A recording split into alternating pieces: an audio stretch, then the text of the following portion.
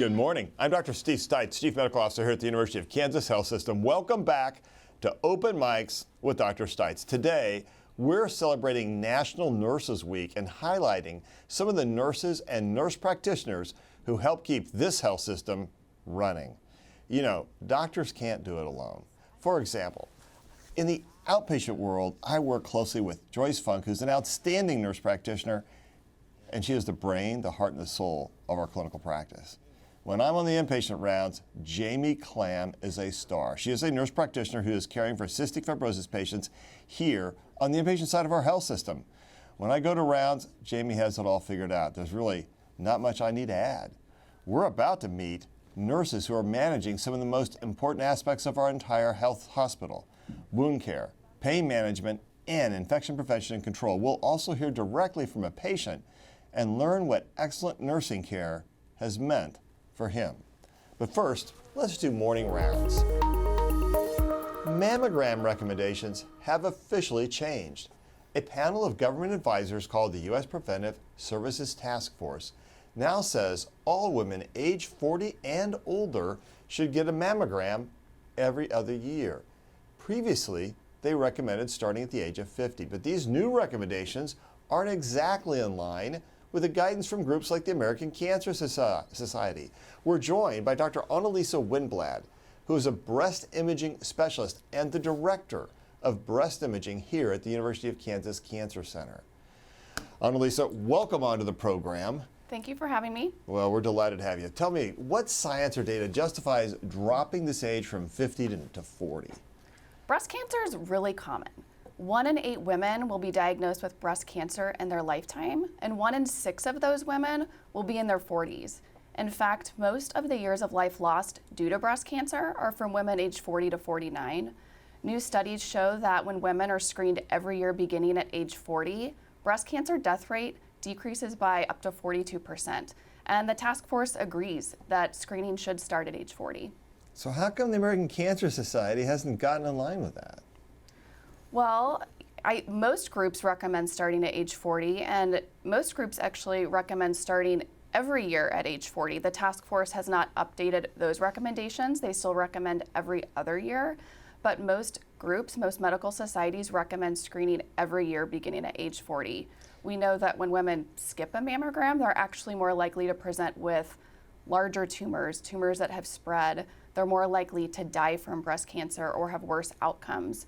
So we know the very best method for screening is to start at age 40 and every year.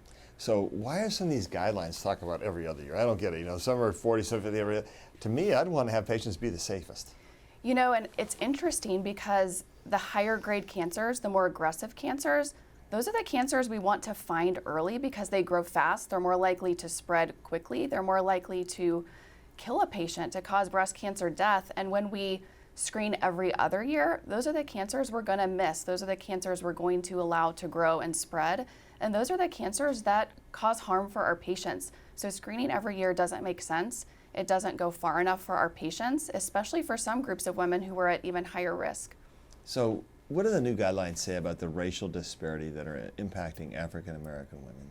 So Black women are actually more likely than white women to present at a younger age with breast cancer. They're more likely to have aggressive types of breast cancer, and they have worse outcomes. In fact, Black women are 40% more likely to die from breast cancer than their white counterparts with breast cancer. So these screening guidelines simply don't go far enough.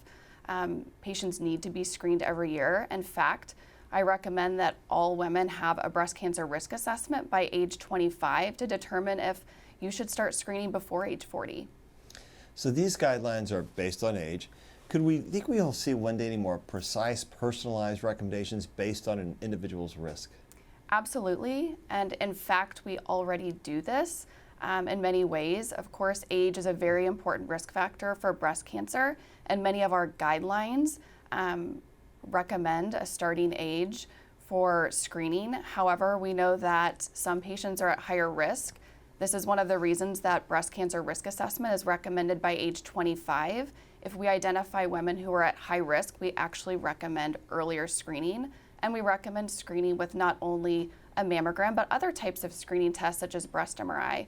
So we do have high risk recommendations that are personalized for individuals. Once a woman starts screening, we also have personalized risk assessment based on breast density. And for those patients, we also offer and recommend additional types of screening in addition to mammogram.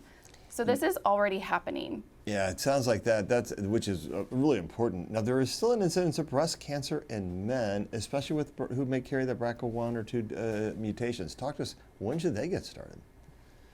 So male patients, you're absolutely correct. We see male patients with breast cancer. Certain male patients with genetic mutations are at higher risk for developing breast cancer and should be have a risk assessment by a provider who can let them know when screening should begin. We actually have several male patients at KU who screen every year with mammogram, and that is recommended in certain high-risk groups of men. All right. Dr. Wimblett, thank you. Thanks for being here this morning. Thanks for helping us understand some of these differences and for leading the charge in such an outstanding way here at the University of Kansas Health System. Thank you so much. All right, let's just turn to some of our expert nurses who are helping lead certain teams that traditionally you might have expected a doctor to be in charge. Lance Williamson. Now, you know Lance from back in the COVID days. I said when I walked in, I was like, I'm so glad to see Lance again. Lance Williamson is a manager of infection prevention and control. Carla Oberly is the nurse manager for our wound and ostomy team. Jennifer Surprise is an advanced practice registered nurse, clinical nurse specialist on our pain management team. And I'm sitting next to Bob Harrison. He's not a nurse, but he's spent quite a bit of time as a patient here at our health system. Bob, we want to hear your perspective first. Talk to us a little bit about what has been so important for you around nursing and what brought you here to the health system to begin with. Well, 2 years ago, about this time, I noticed some blood in my urine, and the very next day, I went to see my urologist, and she was with KCUC. Now, KU's reputation speaks for itself.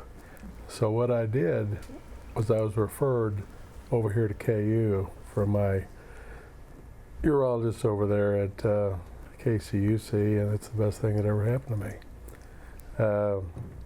I went over there and I had chemotherapy, then I had my bladder removed, and I'm cancer-free at this point and living life the way it's supposed to be. That's awesome. Now, you met a lot of nurses while you were on this journey, and you told us, though, there was one nurse in particular you'd like to mention. Who was that, and tell us why? Well, her name is Stephanie Winwright, and she was so diligent in making sure my trip home was going to be ready to go. When I was here, I was kind of out of it at times, but she came in, she taught me how to use the equipment I had. She was just a wonderful person to deal with, and a Daisy Award winner. Which is a big deal here in our health which- system for outstanding So I've nursing heard. gear. Yeah, that's a big darn deal. So anything she gets as far as accolades, she is a credit to profession. You know, I think people look at it and they say, oh, the physician did this, physician did that. But what they don't realize is really the nurses are doing a lot of the work behind the scenes and are doing the things that help enable patients to have a good recovery. You can do the best surgery in the world, but if the wound isn't taken care of afterwards, that's a bad outcome. And that sounds like you had a great experience. That's exactly what it is. I'd love to recognize all 247 nurses I had at KU. You kept count, didn't you? That's impressive. You said my time is limited, so Yeah. I'll just thank them all Okay, as a whole. good. I told him before the program started that if people start going too long, I'm going to go, and he said, I won't recognize 247. Thank you for that. You're I welcome, knew that. Dr. Stites. Or Carla, what's your response to hearing this kind of praise from one of your team members? It's not surprising. First, Bob, thanks for coming and sharing the story again. I got to hear it when Stephanie did win the award a year ago. But I will say it's just a testament. It's not just a job. It's not at this level. You know, her expertise and compassion, I mean, it's not surprising. I have a group of 6, and I would say that's the care that each and every one of them provide. So very proud of what they do. So wound and ostomy team nurses are some of the nurses that can actually place orders in the chart to get things executed, et cetera. Something that's normally reserved for physicians, advanced practice providers. But what orders can a wound nurse place, and why is having that power so important? You know, about a year ago, I think what we noticed, and a lot with the clinical excellence team, services, pain and ID and palliative and diabetes, so important to the patient outcomes, but that they would write the recommendations in their note, and sometimes those aren't immediately getting implemented. And in the world of wound and ostomy, it's imperative that these patients get the treatment sooner. Right away. And so, you know, we're lucky to have Dr. Orr, medical director in wound and hyperbarics, that championed this protocol that was built called the Impaired Skin Integrity Protocol. And so now that allows the nurses on the wound team to then go ahead and implement the orders. And particularly, it's topical treatments for wound and ostomy. So nothing like antibiotics, that would be reserved for the providers. But it's getting patients care sooner. So that was the whole purpose behind that it. worked well for you. She's speaking right to actually how it is. Yeah, she is. What do you I want? mean, I have everything I need at home, and I never have to worry about being out of anything. And thank you. Yeah. You know, when I'm in a field, I don't write orders for something that I'm not comfortable with. I could never write the orders for wound and ostomy care. Yeah. So I'm so glad you all do that, because it makes the patient's care much easier. It makes our jobs a lot better to have people who really know what they're doing writing those orders. So thank you for that. Yeah. So I'm going to turn now to Lance Williamson. Now, again, you may remember him from being one of our great voices of reason about infection prevention control throughout our pandemic. Became being one of our top and most important advisors here, along with Amanda and of course Doc Hawk. Help explain what an IPAC nurse does, though. Tell us what we mean by when we say infection prevention and control. Yeah, well, it's not always responding to pandemics. That doesn't come around but every about 100 years so far. Yeah. So, well, let's keep it there. Yeah, I know. But what I love about infection prevention and control is that it's different every day. So we do all sorts of things. You know, one day we could be working with our construction and renovation teams to make sure that construction barriers are in place and appropriate so that construction dust doesn't impact our patients and cause infections in them. And then the next day we could be investigating an outbreak. We function kind of like a small health department for the city that is our 17,000 employees across the system. So we get to do all sorts of public health things, and it's really fun. It's always different every day, which is why we all love to do it. You know, I can't say enough good things about the tremendous work our team did during COVID, but really every day, because one of the things in a hospital like ours is that we have really sick folks, and some of them have really resistant bacterial infection. We can't spread that to another person. Part of that means you have to have the right equipment, the right protection. You created some visual reminders for best practices in PPE. Tell us a little bit about that idea. Yeah, so we partnered with the media and communication teams to do a photo shoot. We do a lot of stories about tips and tricks for folks to use PPE appropriately so they don't spread germs. That's really our #1 goal. And we were looking at stock images and we're like, let's, why don't we get a photographer in and take our own photos of exactly what we want to see and to show. And so, yeah, you can see there that we're really focusing on what are the subtle details of your PPE that maybe can be missed easily, either if you're in a rush or really any other reason. And so we're really focused on what we can do to reduce that cross-contamination from one patient to another, and that's really the reason why you wear PPE, is to protect the next patient from whatever germ is happening with the previous patient. There also is a personal protection, a la the name of it, aspect of that, but really what we're trying to do is make sure those germs don't spread from one room to another, one patient to another, and keep patients safe. And when you deal with, I deal with really infected patients with lots of different bacteria. It is just so important. So how do I do when I put my gown on? I reviewed that video and you did very good. Yeah, you did really good. All right, thank you. Hey, you know what though? It is true, because I remember when I first started in medicine, people did not wash their hands between patients, right? That was not something we did. Now, when I come out of the room, if I don't do it, I'm like, God, where's the little alcohol? So you guys have really brought us a long way. Yeah, we've learned a lot, and I think it's on what there are some silver linings, I think, to what we experienced over the last several years.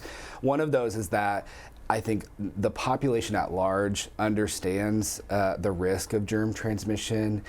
We kind of went a little too far for a while, right? But how I measure it is my dad now washes his hands regularly, and he never did before. Your dad and I are probably the same age, so that's probably good. Yeah, so once it kind of hit home with him, that was, I knew that, I think this is reaching people now. Obviously there was a lot of terrible things that happened, but that I think is on the top of everyone's mind, and it really helped us now where people are thinking critically about germ transmission, whereas before, it was kind of out of sight, out of mind. And I think now we have a nice balance, and that is really where we want to be. That's awesome. So the nurses and you guys, you do extra preparedness training in case somebody walks into the emergency room with something like Ebola or some other terribly contagious disease. Mm-hmm. How do you stay ahead of that curve with all the different bugs that we know are out there? Well, I do have, I still have my Google alerts that I set up during COVID of like every, CDC, other words that we're looking for to make sure we're staying on top of the news. And also, we have connections with, so we're a conduit with public health departments, both local and state. So we work really closely with KDHE. We do sometimes get to work with CDC, which is really fun and it's exciting for people like me. And so we're trying to, use those connections to make sure that we're ahead of the curve there and we're prepared. And, our regulatory compliance, we have to be prepared because of our station here in the region. We need to make sure that we can take care of these patients. And so we do try to keep that preparedness all the time and just be ready for anything. And that's another thing with COVID is that we've been through a pandemic. And so that's probably one of the biggest, worst things you can go through in terms of infection control. So we do feel better prepared now because we know we can handle it. So last time I was going to say, I know I geek out over Star Trek Live Long and Prosper. I think you geek out over the CDC. That is what I just heard. Well, yeah, we all do. Yeah, my team, we... Which is, thank goodness you're here to do that. Yeah, thank you. Jennifer, you're in pain management.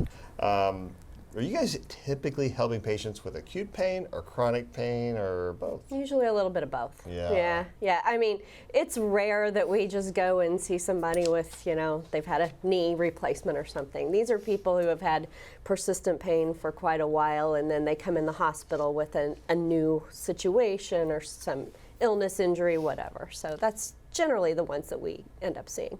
So how do you approach diagnosing the underlying cause of chronic pain? I mean, can be really complicated. There are a lot of layers to it. Yeah. Thanks for that one. Yeah, you're welcome. Yeah. I'm here for you. I've been you here. and I have worked together many times with you. It's some of my challenging. Sometimes patients with chronic disease can be pretty challenging because they have a chronic disease and they have chronic pain, and you got to try and and they suffer. Yeah. And you have to try and unwind all And that. so that if a person has persistent chronic pain, a lot of times what's happening is they're going through, they're living with whatever the illness is, the background, and then they have the emotional responses, and then there's this whole there's a whole psychosocial. So we see the whole person, and how do you decide if the pain is from something that is cutting them at that moment versus the existential type pain that people are having, and it takes a long time to start looking at that. And really, the best thing that I can offer that my team does, and we're a team of 3, is sitting down and listening to our patients. Just let them talk to us, because sometimes that's the only way we get really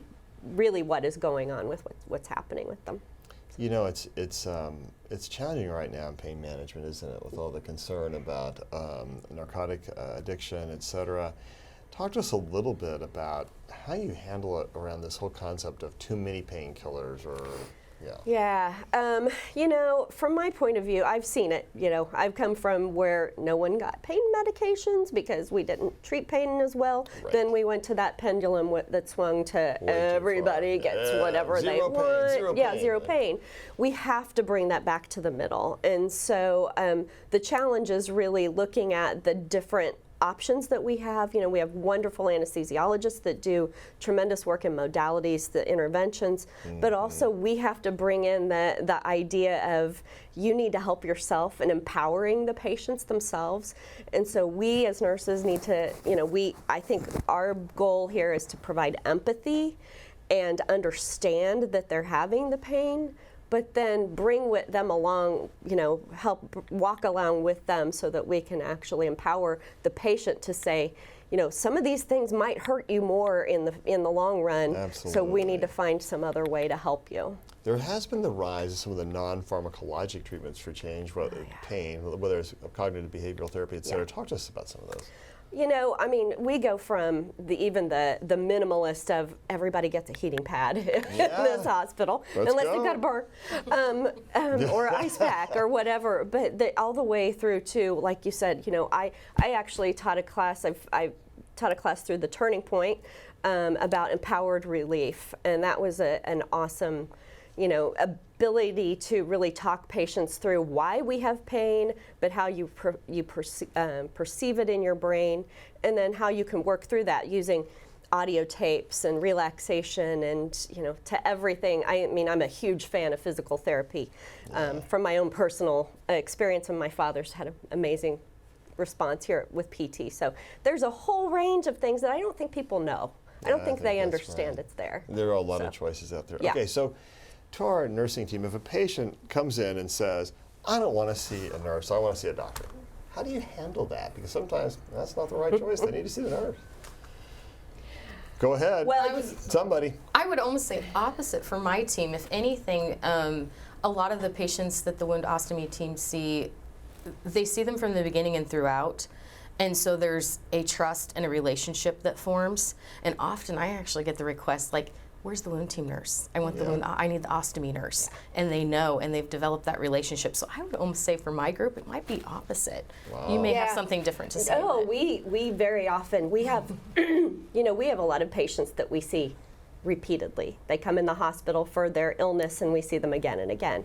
And very often we are the people that hold the understanding from moment to moment, from encounter to encounter. And they're the ones, they'll say, we need to see them because we've had this whole conversation before. And so my hospitalist has changed every week, but we're the constants, and the nurses are the constants. And so we help pull together, and advocate for our patients by being there with them right at the bedside. I know when I go to see one of my patients at the clinic and Joyce isn't there, the first question I get is, where's Joyce? Well, that's smart because she is the constant every single day. All right, we are here to answer some of your questions. Send them using the links on your screen from YouTube, or to YouTube, Facebook, Twitter, or email the Medical News Network. So the COVID count's over. Long live COVID. Yeah. Nope. But Hawkeye is still here for a new segment we're going to call Hawk Talk. And right now, he's over in the Hawk's Nest to do the Hawk Talk. Dr. Dana Hawkinson is the Medical Director of Infection Prevention Control. And I think we'd agree, Hawkeye, that we rely on nurses like no other. Yeah, I do want to give a shout out and accolades, especially during Nurses Week, for the IPAC team that I work with. When you hear Medical Director of Infection Prevention and Control, that's what I do. I work directly with Lance and the infection prevention and control nurses on a daily basis. They just have so much activity in helping patients and employees stay safe around the health system for many different aspects. It's not just infections, but it's also things, everyday things, surgeries, understanding what are the processes going into that and keeping people safe, but also just around the units, such as the alcohol that we can use for our hand sanitizer to do that, to keep our hands clean. So they have just a lot of activities that they do to help keep patients and employees and, of course, families safe as well. It's so good to work with them, and Lance and his team is excellent. There is a ton of attention on bird flu and H5N1, but Doc Hawk, you're still dealing with the rise in sexually transmitted infections. Yeah. In your words, syphilis is raging. What's up? Yeah, for the last couple years, we have certainly seen increases in syphilis in our own practice, but we know around the nation, the numbers have been extremely high the last 2 or 3 years. This goes for not only syphilis infections by adults, but also, unfortunately, congenital syphilis infections, so when mom can transfer it to baby as well.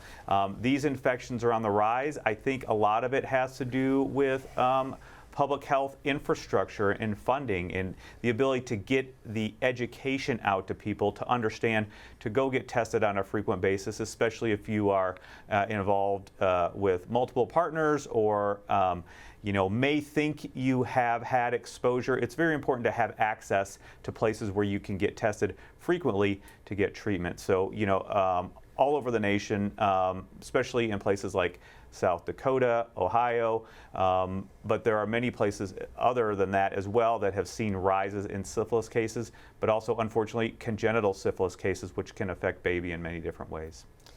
So we're keeping tabs on Mpox, which is formerly called monkeypox. There is a vaccine, still outbreaks going on in New York City and Ohio, though. Yeah, and this is also a disease that can be considered a STI or sexually transmitted infection. However, it doesn't have to be. This is a disease that can be spread just by general contact, but also contact with clothing or bedding or anything else of that nature. Anything where if somebody does have Mpox and they have wounds and they're able to shed the virus onto fomites or inanimate objects such as bedding or clothing, and people use that, they can get infected as well. But we have seen just increases in rise in Mpox cases. I think beginning in 2022, there was a huge outbreak globally. The cases somewhat trailed off, but they never went away. And then now we are seeing, especially in New York City, they are having a large rise in their cases as well. But I think it is important, just as you mentioned, Steve, that there is a good vaccine that is available that does offer very good protection against disease, and that is the Jynneos vaccine. We have initially used it for smallpox vaccination, but this type of virus is the same general type of virus as smallpox, and so the vaccine for smallpox does confer protection, especially if you are up to date and you have had 2 doses of the vaccine. Now, the recommendation continues to be that those people who are at just highest risk for having Mpox or acquiring or having exposure to Mpox be vaccinated. There is not a general recommendation to vaccinate everyone. And for most of those people who are, it's recommended, it is just people at high-risk situations, certainly men who have sex with men group, as we have seen that the vast majority of people currently who have had Mpox or been diagnosed have been fallen into that category as well. So there are specific recommendations for that. Again, it's not for the general public per se, but it is important. Again, I think this goes back to public health infrastructure, being able to get that information out there, that education, and then having access to it as well. All right. Thank you, sir. Always good to have you here, even if we're not talking about the word that shall not be named. Yeah, when you first mentioned, though, you did say long live COVID. I would not put long and COVID in the same sentence. That was my joke. Long live the Queen, long live the King. I was trying to be funny. Maybe it didn't go very well. That's not unusual for me. No, but I think it's an important point, though, Steve, and you have talked about this. We have seen this. Long COVID continues to be an issue for many people around the country, although over time we know that you can have a reduction or resolution of your symptoms, and we know that vaccination helps prevent or decrease the risk of getting long COVID. We still know that people are dealing with this on a daily basis. It is not a public health crisis per se, but it certainly impacts many people in the public realm on a day-to-day basis, and that is going to work, taking care of kids, just doing activities of daily living can be affected as well. So it is very important that we continue to address it, keep it at the forefront, and really try to answer the questions as to why, and then also develop therapies on how to make it better as well. Totally agree, man. Thank you. Thank you. Hawk, always good to see you. Yes. Brother. All right. We know many of you may have some questions. Let's head to Studio B and Alexis. We have so many great questions, Dr. Stites, but also a lot of love coming in for our nurses. So I want to read the love first. Cheryl White says, thank you so much for these weekly programs. Christy writes, nice to see nurses highlighted. They really are the backbone of healthcare, in my opinion, with a heart emoji. Yeah, I'd agree with that. And then we have another comment. Nursing has really evolved over the past 60 years due to all the advances And then Ruth writes, we love our nurse practitioners at our primary care. Speaking for a lot of people who are so appreciative, including Bob, of the nurses that care for them. Stu has a question. This is a great question. Stu wants to know, besides COVID, what other infections would lead to someone being isolated in a hospital? And how many patients are in isolation at any given time? Yeah, those are good questions. That's a great question. All right, Lance. Yeah, so we're keeping track of organisms of consequence, so germs that are either resistant to typical antibiotics. That is a fairly common reason why someone might be in isolation. And then the things you see in the news, so like measles, we'll isolate, and it's a different isolation for those. And influenza, we still see that. So some of those common ones that we see in the communities, those are reasons why we would isolate. We have a pretty low threshold in the hospital for recommending that isolation to protect all the patients that we have here. Did you ever have to be in isolation? I did. I don't know if I should mention what it was for. Well, that's up to you. Your choice entirely. It was C. diff. Yep. And it's something you get, I guess, when hospital stays, medications, Antibiotics. crossing back and forth. So and it's a tough one. I had that, and everybody came in like gowned and masked, and Gloves. the food came in on styrofoam, and it was there for probably 3 or 4 days. And then you got better. And then I became a real person again. And Yeah, that's exactly right. So we want to not take what you have and give it to the next person. Exactly. That's what we do. Exactly. Yeah. All right, Alexis. Amy has a question about terminology. She writes, I know what an RN is, but what is an APRN? Ooh, okay. Here we go. So I am an advanced practice registered nurse, APRN. There are 4 different roles that are in the APRN group. So there's the nurse practitioners, there's a clinical nurse specialist, that's me, there's nurse midwives, and then there's the CRNAs, so nurse anesthetists. So we're all under the grouping of APRN, and that we've gotten advanced education and then advanced licensure, and we're certified. So what's the difference between a clinical nurse specialist and a nurse practitioner? Oh, I should have my elevator speech. Generally, nurse practitioners focus on a patient, so patient interaction, diagnosing, treating, that kind of thing. Clinical nurse specialists can do that, at least in the state of Kansas. And then we can also, we work with the system. So I also work in writing policies and procedures and things like that. Yeah. And we also work with, educating our nursing staff, things like that. So it's a little bit broader than just what the nurse practitioner does. One's a little more provider, one could be a little more policy driven and things. Yeah? Yeah. Cool. All right. Jeremy has a very good question. He would like to know, what have you found to be the most personally rewarding part of being a nurse? All right. Outstanding. I'm going to start with you. Yeah. No, that's actually, I'm glad you started with me. That's an easy one to answer.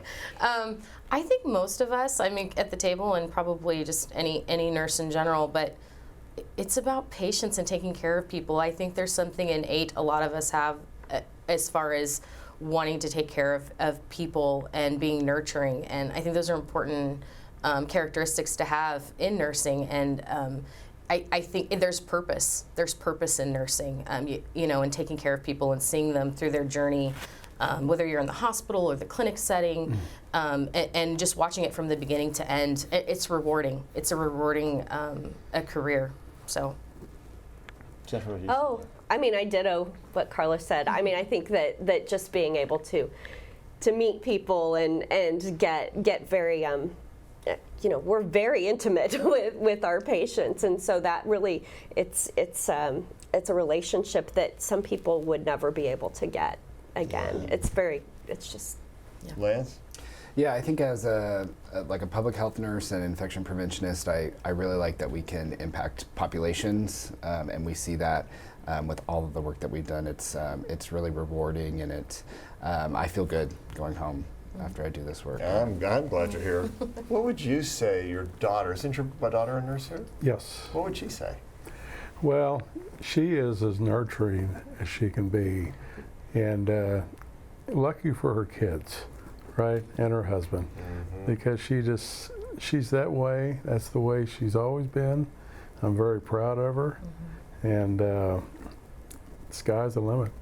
You know, I think that empathy is something that we don't put enough value on. And the best nurses I know, it is a superpower, how well they can relate to people and help change the course of disease, the course of pain, the course of healing, the course of doing what you're supposed to do because of the relationship our nurses have with their patients. It does make all the difference in the world. It's been great to hearing from everyone. I'd like to hear some final thoughts, though, before we go. Bob, I'm going to start with you. Well, I really appreciate you acknowledging my thoughts about this profession. It's something I've certainly filled out a lot of online surveys for Mr. Page over the last couple of years. But to be able to do it in this forum is, I couldn't ask for more. Thank you, Doctor. Thank you for being here. It's been awesome to have you. Lance. Final thoughts. When you wash your hands, don't forget about the thumbs. Oh. Those are they're forgotten a lot. I knew you were going to do that. That's awesome. Well done. You know, I have a team, and I work with a team, and it's not just my team of nurses that we work together. It's the nurses on the hospital. It's the nurses on other places. So I just appreciate teamwork that we have here at KU, and I wouldn't go anywhere else. I think for me, I kind of a little bit second what Jennifer's saying, but just with my team specifically, and all nurses, but specifically the wound and ostomy team, believe it or not, it's not a career path many nurses take. Not a lot of wound and ostomy nurses out there, people dying to do that, and so I just want to specifically say thank you to them and for the work they do. They put a lot of time goes into doing the preparation and the studying and the training to become a wound and ostomy nurse. So they're a rare breed, and I'm very proud of them and want to say thank them for everything they do for the patients here at KU. So and everywhere. You know, I think the word you've heard a couple times today is team. I think about the Kansas City Chiefs, so I'm a huge Chiefs fan, and I don't care if you're Patrick Mahomes, Travis Kelce, Chris Jones, it doesn't matter. If you don't have the team around you, you're not going to do well, you're not going to perform well. There used to be a time when in medicine it was all about the doctor, and I thank goodness that time has passed, and for some people we still struggle with it, but by and large it's passed. And the reality is that we do much, much better, as we do in everything in life, when we work well as a team. Because teamwork is what makes patients better, not in any individual person. Thanks again to all of our guests and to all of our audience. Remember, faith, hope, and science, and teamwork. We'll be back next week. A routine visit leads to an emergency surgery. I'm Alexis Del Cid on the next All Things Heart. What happened and why she says she feels better now in her 60s than she did in her 30s. Subscribe to our morning medical update and Open Mics with Dr. Stites podcasts. Now everywhere podcasts are available.